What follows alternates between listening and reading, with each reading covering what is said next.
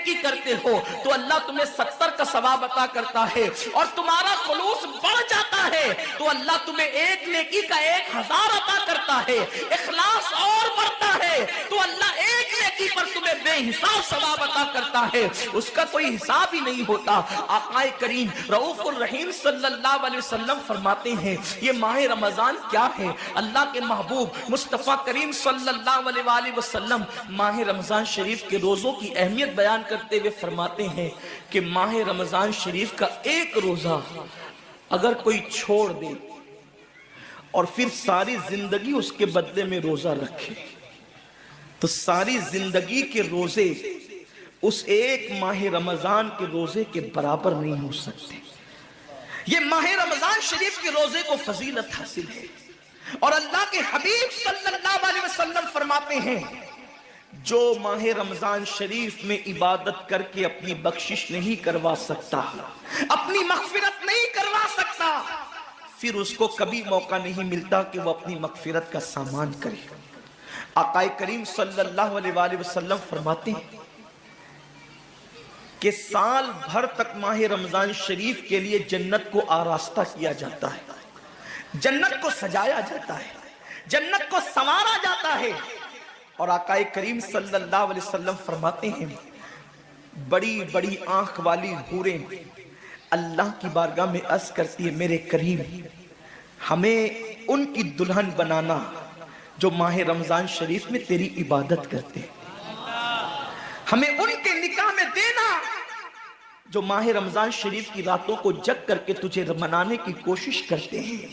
आक़ाए करीम सल्लल्लाहु अलैहि वसल्लम फरमाते हैं अगर कोई बंदा माह रमजान में जिना से बचे, शराब से बचे, झूठ से बचे, किसी को तोहमत लगाने से बचे और माह रमजान शरीफ का एहतराम करते हुए गुनाहों से बचे तो अल्लाह तबारक व ताला हर रात के बदले, रमजान शरीफ की हर रात के बदले 100 हूरों के साथ उसका निकाह फरमाएगा। यानी 30 रातें हैं तो 30 हूरों के साथ उसका निकाह होगा। और आक़ाए करीम सल्लल्लाहु अलैहि वसल्लम फरमाते हैं माह रमजान शरीफ का एहतराम जो करे और एहतराम माह रमजान में जो लगवियात और खुराफात को तर्क कर दे, जो गुनाहों को छोड़ दे, ज़िना को, शराब को, झूठ को, बोहतान तराशी को छोड़ दे, आका फरमाते हैं उस रमजान शरीफ का एहतराम करने वाले के लिए अल्लाह ने जन्नत में एक ऐसा महल बनाया है। उस महल का हाल ये है कि दुनिया के सारे अव्वलीन और आखिरीन यानी आदम से लेकर आखिरी आने वाले तक, इंसान तक, अगर सारे उस महल के अंदर दाखिल हो जाए तो भी उस महल की इतनी ही जगह वो लेंगे जितनी की बकरे की रान आप किसी मकान के अंदर रखते हैं तो बकरे की रान कितनी जगह घेरती है, बस तमाम अव्वलीन और आखिरीन उस महल के अंदर इतनी ही जगह घेरेंगे। यानी वो महल इतना बड़ा अल्लाह ने बनाया है और वो महल सिर्फ उनके लिए है जो माह रमजान के एहतराम में गुनाहों को तर्क कर देते हैं, गुनाहों को छोड़ देते हैं। मेरे आका सल्लल्लाहु अलैहि वसल्लम के प्यारे दीवानों, लेकिन अफसोस हम और दिनों की तरह माह रमजान शरीफ की रातों को ज़ाय कर देते।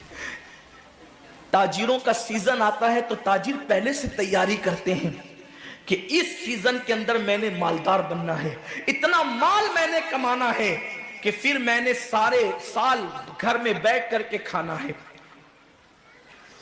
टेलर लोग तैयारी करते हैं ईद के मौके पे इतनी मेहनत करेंगे रात दिन कि साल भर अगर कोई कस्टमर ना भी आए तो वो घर बैठ के आराम से खा सके। कपड़े वाले सोचते हैं कि सीजन आएगा, जो भी सीजन उनका आता है इतना कमाएंगे कि साल भर बैठ के खाएंगे।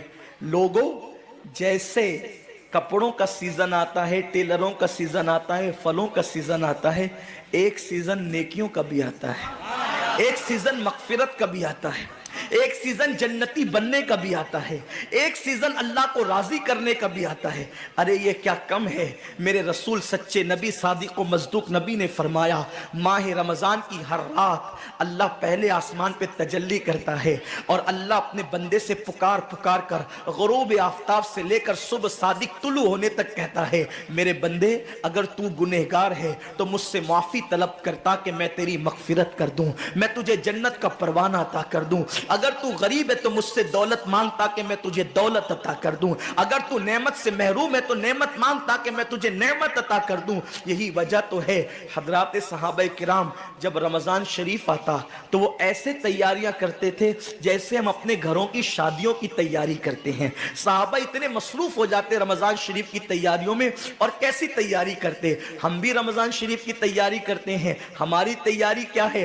سحری میں تری کے مسالے کو چاہیے، سحری کے اندر یہ چاہیے، سحری میں وہ چاہیے، افطار میں یہ چاہیے، افطار میں وہ چاہیے۔ مجھے اس سے کوئی جو ہے وہ شکوہ نہیں، میرے آقا نے اس سے منع نہیں کیا۔ حضور فرماتے ہیں کہ رمضان شریف میں گھر والوں کا دسترخوان وسیع کر دیا کرو، گھر والوں پہ زیادہ خرچ کیا کرو، اس لیے کہ جو گھر والوں پہ رمضان شریف میں خرچ کرتا ہے اللہ اس کو اپنی راہ میں خرچ کرنے کا ثواب عطا کرتا ہے۔ اور فاروق اعظم فرماتے ہیں جو رمضان شریف میں کشادگی کرے گھر والوں پر اللہ اسے جہاد میں خرچ کرنے کا ثواب عطا کرتا ہے۔ مجھے اس سے کوئی شکوہ نہیں، لیکن صحابہ کی تیاری کیا ہوتی تھی؟ جب رمضان شریف آتا صحابہ اپنے بستر کو باندھ دیا کرتے تھے۔ رمضان شریف آتا تو صحابہ بستر کو باندھ دیتے تھے۔ کیوں باندھ دیتے تھے بستر کو؟ اس لیے کہ اب سونا نہیں ہے، سونے کی راتیں 11 مہینے کی راتیں ہیں، اب غفلت میں زندگی نہیں گزارنا ہے، بلکہ راتوں کو جگ کر دن کو جگ کر اللہ کی اتنی عبادت کرنا ہے کہ عبادت کا سیزن آ گیا۔ اس لیے کہ اللہ کے رسول فرماتے ہیں جس نے رمضان شریف پایا اور عبادت کر کے اللہ کو راضی نہیں کر لیا ایسا بندہ ہمیشہ۔ اس لیے صحابہ رمضان شریف کی تیاری کرتے تھے، بستر باندھ دیتے تھے، اور اپنا معمول کیا ہے؟ جو فجر میں سوئیں گے تو وہ عصر میں اٹھیں گے، رات بھر جاگیں گے کرکٹ کھیلتے ہوئے، رات بھر جاگیں گے گلیوں میں گھومتے ہوئے۔ میرے آقا صلی اللہ علیہ وسلم کے دیوانوں، بہت قیمتی وقت آ رہا ہے، بہت قیمتی مہینہ آ رہا ہے۔ یہ وہ مہینہ ہے جو جہنمیوں کو جنتی بناتا ہے۔ آقا کریم صلی اللہ علیہ وسلم فرماتے ہیں ہر افطار کے وقت اللہ 60,000 ایسے جہنمیوں کو جہنم سے آزاد کر کے جنتی بناتا ہے جن کا جہنمی ہونا واجب ہو گیا تھا۔ اور ایک مقام پہ فرماتے 5 لاکھ جہنمیوں کو ہر افطار کے وقت جہنم سے آزاد کیا جاتا ہے۔ اور اسی پہ بس نہیں، حضور فرماتے ہیں جب شب جمعہ آتی ہے ماہ رمضان کی، جمعرات کا سورج غروب ہوتا ہے، تو جمعہ کا سورج غروب ہونے سے پہلے پہلے تک ہر سیکنڈ میں 5 لاکھ جہنمیوں کو جہنم سے آزاد کیا جاتا ہے۔ اور جب جمعہ کا آخری وقت آتا ہے، آخری ساعت آتی ہے، میرے کریم آقا فرماتے ہیں جمعرات کا سورج غروب ہونے سے لے کر جمعہ کا سورج غروب ہونے تک ہر لمحے میں جو 5 لاکھ کو آزاد کیا گیا تھا، اب آخری سیکنڈ میں جو غروب کا وقت ہوتا ہے جتنے آزاد کیے گئے تھے اتنوں کی تعداد کے برابر اس آخری ساعت کے اندر اللہ اپنے جہنمی بندوں کو جہنم سے آزاد کر دیتا ہے۔ کتنا قیمتی وقت ہوتا ہے، افطار کا وقت کتنا قیمتی ہے، سحری کا وقت کتنا قیمتی ہے، لیکن اس وقت بھی ہم کہاں لگے ہوتے ہیں؟ اب تو لوگوں نے ٹی وی چینلوں پر پروگرامات شروع کر دیے، دینی پروگرامات۔ مجھے دینی پروگرامات اگر ٹی وی پہ نشر ہوتے ہیں تو اس سے کوئی اختلاف نہیں ہے، لیکن آپ سے یہ عرض کرنا چاہتا ہوں کہ دین سیکھنے کا بھی کوئی وقت ہوتا ہے۔ اگر آپ سحری کے قیمتی لمحات میں ٹی وی کا منہ پکڑ کر بیٹھے ہیں تو آپ دعا کب کریں گے؟ افطار کے وقت آپ واٹس ایپ پر لگے ہیں تو اللہ سے مانگیں گے کب؟ ساری زندگی سسکیاں لے رہے ہو، ساری زندگی تڑپ رہے ہو، اور جب مانگنے کا وقت آتا ہے، مصیبتوں سے نجات طلب کرنے کا وقت آتا ہے، ہم کہاں ٹائم ضائع کرتے ہیں۔ حضرت سیدہ ام ہانی رضی اللہ تعالیٰ عنہ فرماتی ہیں کہ میں نے اپنے کریم آقا صلی اللہ علیہ وسلم سے سنا، اللہ کے رسول صلی اللہ علیہ وسلم نے فرمایا اس وقت تک میری امت ذلیل نہیں ہوگی، اس وقت تک میری امت رسوا نہیں ہوگی جب تک وہ ماہ رمضان کا احترام کرتی رہے گی۔ جب تک امت محمدیہ ماہ رمضان کا احترام کرے گی انہیں دنیا کی کوئی طاقت ذلیل و رسوا نہیں کر سکے گی۔ اور جب میری امت ماہ رمضان شریف کے احترام کو، تعظیم کو ترک کر دے گی اس وقت میری امت ذلیل اور رسوا کر دی جائے گی۔ آج لوگ سیریا کی تباہی پر ماتم کر رہے ہیں، آج لوگ یمن کی گھروں کو آگ میں جلنے کے حوالے سے بے قراری کا اظہار کر رہے ہیں، آج لوگ ہندوستان میں مسلمانوں کا حال زار دیکھ کر افسوس کر رہے ہیں. بڑے بڑے اسکالر مفکرانہ تقریر کرتے ہیں امت کا حال کیا ہے, امت کا حال کیا ہے, امت ذلیل کیوں ہو رہی ہے, امت رسوا کیوں ہو رہی ہے. آصفہ کی آبرو پر آنسو بہانے والوں, کبھی احساس بھی کیا کہ یہ امت کی ذلت کی وجہ کیا ہے؟ ایک ننھی سی آصفہ کی اگر آبرو جاتی ہے تو وہ کشمیر کے کسی ننھی سی بچی کی آبرو نہیں گئی, بلکہ پوری امت محمدیہ کی آبرو سے کھیلا گیا. امت کی ایک بیٹی کی آبرو اللہ کے حبیب صلی اللہ علیہ وآلہ وسلم نے, میرے آقا نے ارشاد فرمایا, میں نے اپنی امت کی بیٹیوں کی عزت کو کعبے سے بلند کر دیا ہے. وہ دنیا کی اور قومیں ہوگی جو اپنی بیٹیوں کی آبرو کا نیلام کر کے اپنے تخت و تاج کے لیے سامان کرتی ہے, ان کی عزت کی حفاظت کرنا جانتی ہے. میں آبرو لوٹنے والوں سے مخاطب نہیں ہوں, اس لیے کہ مجمع آبرو لوٹنے والوں کا نہیں ہے. جو سن رہے میں ان سے بات کرنا چاہتا ہوں, جن تک میری آواز پہنچ نہیں سکتی میں ان سے مخاطبت نہیں کرنا چاہتا. اہل سیاست کے معاملات جانے, ظالم اپنے ظلم کے انجام کو پہنچنے کے لیے تیار رہے, کفر کردار تک کے کافر اپنے کفر کے انجام کو پہنچنے کے لیے تیار رہے. میں نے ان سے کوئی گفتگو نہیں کرنا, لیکن آج کسی قوم کی بیٹی کی اگر آبرو کو لوٹ کر کے امت کو ذلیل کرنے کی کوشش کی جا رہی ہے, اگر تمہارے گھروں کو جلا کر تمہیں بے گھر کرنے کی کوشش کی جا رہی ہے, اگر تمہیں تباہی کے دہانے پر پہنچانے کی کوشش کی جا رہی ہے, اگر تمہیں غربت کی سطح سے نیچے گرا کر تمہارے ایمان کو چھیننے کی کوشش کی جا رہی ہے, تو کب تک دوسروں پر انگلی اٹھاتے رہو گے؟ میری قوم کے جوانوں, اللہ کے حبیب نے آج سے 1450 سال پہلے تمہاری ذلت و رسوائی کا سبب بیان کیا. اقبال رونا روتے ہیں, وائے ناکامی متائے کارواں جاتا رہا, کارواں کے دل سے احساس زیا جاتا رہا. ماہ رمضان میں شراب کے اڈوں کو آباد کرنے والے, ماہ رمضان میں زنا کے اڈوں کو آباد کرنے والے, ماہ رمضان میں چھپ چھپ کر کھانے والے, ماہ رمضان میں اللہ اکبر اپنے ہاتھوں کی انگلیوں سے انٹرنیٹ کی جو ہے وہ بٹن کو چھیڑ کر کے زنا کے مناظر دیکھنے والے, اپنے ماں باپ کا دل دکھانے والے, لوگوں پہ ظلم کرنے والے, نماز کے اوقات میں بستر کی پہ سکون کی نیند سونے والے, دل کھول کر کان کھول کر اپنے ایمان کے کانوں سے, اپنی غیرت کے کانوں سے, اپنے دل کے کانوں سے میرے نبی کی اس حدیث کو سن لو.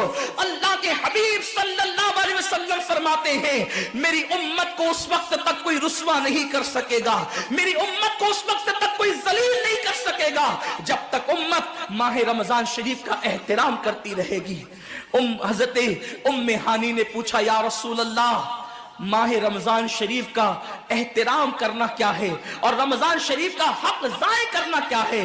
آقا فرماتے ہیں, جو رمضان شریف میں بھی کبیرہ گناہوں میں مبتلا ہوتے ہیں وہ رمضان شریف کے حق کو ضائع کرتے ہیں, اور جو رمضان شریف کے حق کو ضائع کر دے پھر اس وقت امت کو ذلت و رسوائی سے دنیا کی کوئی طاقت بچا نہیں سکتی. آج ماہ رمضان شریف کا احترام کیا ہو رہا ہے؟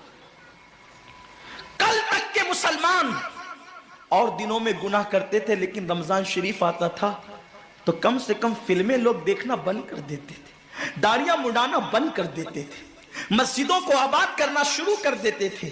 اب تو لوگ کس قدر بے باک ہو گئے, کس قدر نڈر ہو گئے کہ رمضان شریف میں بھی لوگ اپنے آپ کو گناہوں سے نہیں روکتے, بلکہ میری قوم کا جوان بڑے دھڑلے سے کہتا ہے, یار اپنے سے روزہ نہیں رکھا جاتا اس لیے کہ ہمیں تو گٹکے کی عادت ہے, ہمیں تو پان کی عادت ہے, ہمیں تو سگریٹ کی عادت ہے.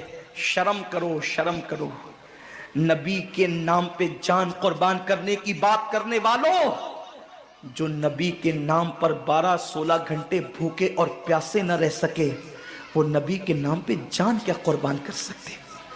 اور جب سے تم نے احترام رمضان المبارک ترک کر دیا, تمہاری آبرو کو لوگوں نے کھیل بنا لیا, اور اب تو لوگوں کو احساس گناہ بھی نہیں رہا, احساس جرم بھی نہیں رہا. گناہ کے ساتھ اگر احساس گناہ انسان کی زندگی میں ہے تو انسان اپنے آپ کو گناہوں سے بچا لیتا ہے. لیکن اب ہمارے اندر احساس گناہ نہیں. اب تو ہم گناہ کو ہنر سمجھتے ہیں, اب تو ہم گناہوں کو فیشن سمجھتے ہیں. احساس گناہ کیا ہے؟ اگر انسان گنہگار ہو اور احساس گناہ بھی ہو تو وہ ایک نہ ایک دن سدھر جاتا ہے, وہ ایک نہ ایک دن سنور جاتا ہے. ہمارے پاس احساس گناہ ختم ہو گیا. آئیے بتاؤں احساس گناہ کتنی قیمتی چیز ہے.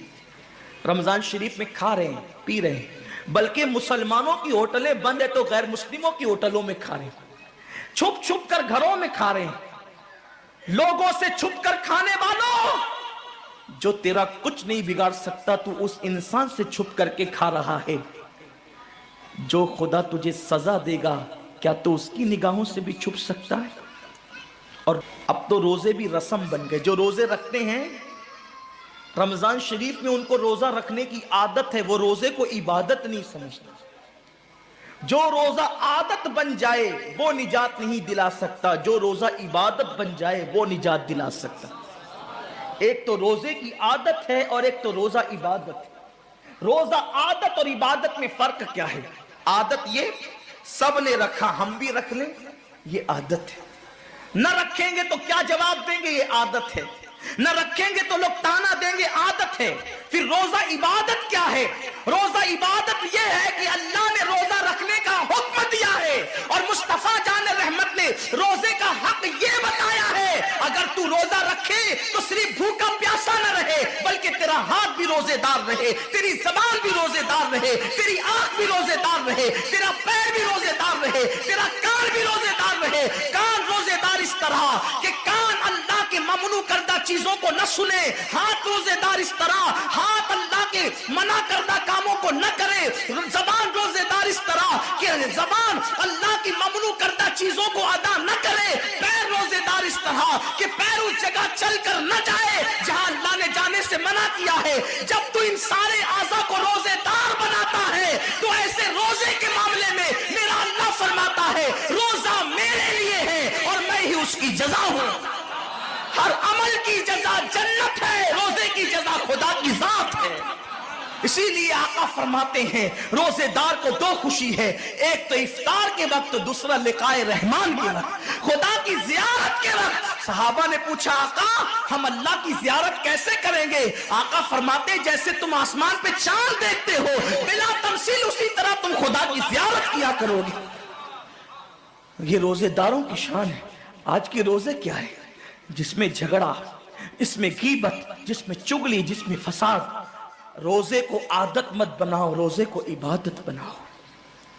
احساس مٹ گیا, عبادتوں کا احساس مٹ گیا, گناہوں کا احساس ختم ہو گیا. جب تک کہ لوگوں میں گناہوں کا احساس زندہ تھا وہ عبادت کر کے بھی اللہ سے ڈرتے تھے, وہ عبادت کر کے بھی رب کی بارگاہ میں آنسو بہاتے تھے کہ مولا میں تو حق ادا نہ کر سکا. لیکن آج احساس نہیں ہے, اس لیے لوگ ہنستے ہنستے افطار کرتے ہیں. حالانکہ صحابہ کا معمول تھا جب افطار کا وقت آتا وہ ہاتھوں کو اٹھا کر کے روتے اور کہتے مولا روزہ تو چلا گیا لیکن روزے کا حق نہ ادا ہو سکا. آنسو بہاتے, ڈرتے. لیکن آج ایسا کچھ بھی نہیں ہے. ہماری ساری نیتیں تو دسترخوان پہ لگی ہوتی ہے افطار کے وقت. آئیے ایک بات نکل آئی, احساس گناہ. کیا ہے احساس گناہ؟ آقا نے فرمایا نا کہ جب رمضان شریف کا حق ضائع کر دو گے تو اللہ تم سے عزت کو چھین لے گا, تم ذلیل و رسوا ہو جاؤ گے. احساس ختم ہے گناہ کا. اسی لیے رمضان شریف میں بھی گناہ کرتے ہیں اور گناہ کر رہے ہیں تو ذلیل ہو رہے ہیں. احساس کسے کہتے ہیں؟ احساس یہ کہ میں نے کیا کیا. چھوٹے سے گناہ کو بڑا سمجھنا میں نے کیا کیا. ایک خاتون بارگاہ رسالت میں آئی اور عرض کیا یا رسول اللہ مجھ سے زنا ہو گیا ہے, میں نے بہت بڑا جرم کر لیا ہے, آپ مجھ پہ حد لگا دیں, حد جاری کر دیں تاکہ میں گناہ سے پاک ہو جاؤں.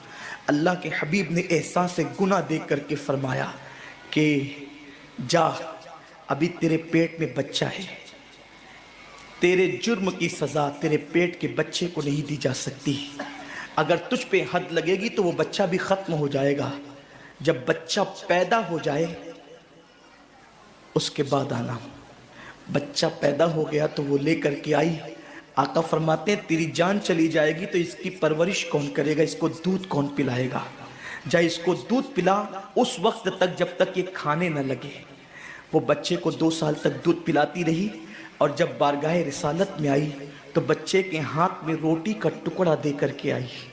بچہ روٹی کھا رہا تھا، عرض کی آقا مجھ پہ حد جاری کریں تاکہ میرا گناہ جو میرے دامن پہ لگا ہے وہ دھل جائے۔ حضور نے 3 مرتبہ اس کو اپنے دروازے سے ٹالا۔ اگر کوئی دوسرا ہوتا اس کو ڈھیل دی جاتی تو وہ بھاگ جاتا، دوبارہ پلٹ کرنا آتا، لیکن احساس گناہ تھا، گناہ کا احساس تھا کہ یہاں گناہ مٹ جائے تاکہ وہاں جواب دینے سے بچ جاؤں۔ اس خاتون نے 3 مرتبہ حاضری دی، حضور اب میرا بچہ روٹی کھانے لگا ہے، مجھ پہ حد لگا دے تاکہ میں پاک ہو جاؤں۔ اللہ کے حبیب نے فرمایا اللہ کی بندی، جب اللہ نے تیرے جرم پہ پردے ڈال دیے تھے تو تو نے اظہار جرم کیوں کیا؟ اب چونکہ تو جرم کا اظہار کر چکی ہے، اقبال گناہ کر چکی ہے، اب تجھ پہ حد لگائی جائے گی۔ اور اس کو سنگسار کر دیا گیا۔ جب وہ مر چکی اور اس کو دفن کر دیا گیا تو کسی نے کہا کتنی بدبخت تھی وہ عورت جس نے رسول پاک کے دور میں منہ کالا کیا۔ میرے نبی نے فرمایا تو اس کا گناہ دیکھتا ہے، تو اس کا احساس گناہ نہیں دیکھتا۔ اس نے ایسی توبہ کی ہے، اگر اس کی توبہ 70 جہنمیوں پہ تقسیم کی جاتی تو اللہ ان کو بھی جنت عطا فرما دیتا۔ آقا کریم صلی اللہ علیہ وسلم فرماتے ہیں جو رمضان شریف میں گناہ کبیرہ کرتے ہیں، اب گناہ کبیرہ کی بہت بڑی تعریف ہے، اس کو نہیں بیان کروں گا، لیکن جو گناہ کبیرہ بڑا گناہ کرتے ہیں، پہلی بات تو چونکہ میرا مسلک صوفیہ ہے، صوفیہ سے کسی نے پوچھا کہ گناہ بڑا کیا ہے؟ امام غزالی فرماتے ہیں نہ کوئی گناہ چھوٹا ہے نہ کوئی گناہ بڑا ہے، بات تو یہ ہے جس گناہ پر خدا تیری پکڑ کر لے وہی گناہ سب سے بڑا ہے، اور جس